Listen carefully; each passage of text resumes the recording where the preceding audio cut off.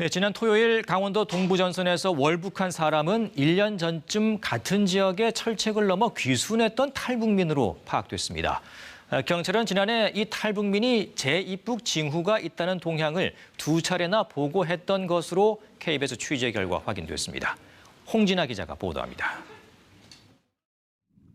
1년여 전인 2020년 11월 30대 초반의 북한 남성 한 명이 강원도 고성의 군사 분계선 철책을 넘어 귀순했습니다. 당시 민간인 통제 지역까지 내려왔다가 14시간 만에 붙잡혔는데 감시 장비가 작동하지 않았던 점이 뒤늦게 드러나기도 했습니다. 바로 이 남성이 지난 1일 비슷한 경로로 다시 월북했다는 게 국방부의 추정입니다. 국방부 관계자는 군사 분계선을 넘기 전인 1일 정오쯤 민통선 일대 CCTV에 월북자가 찍혔는데 탈북민 A씨와 인상 차기가 같다고 밝혔습니다.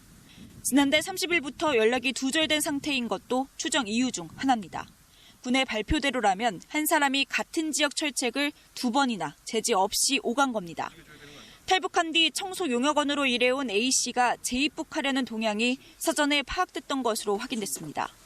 KBS 취재 결과 작년 6월 관할 경찰서가 A씨의 입국 동향 보고서를 2차례나 작성해 경찰청에 보고했다는 겁니다.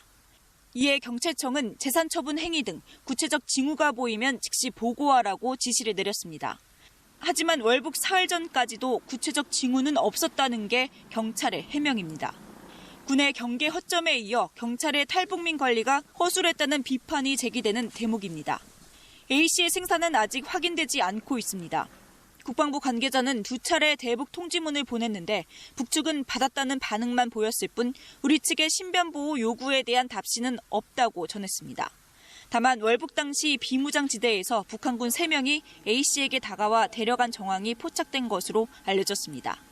합참은 17명을 현장에 급파해 군 초동 조치와 이동 경로 등 상황 전반에 대한 검열을 벌이고 있습니다.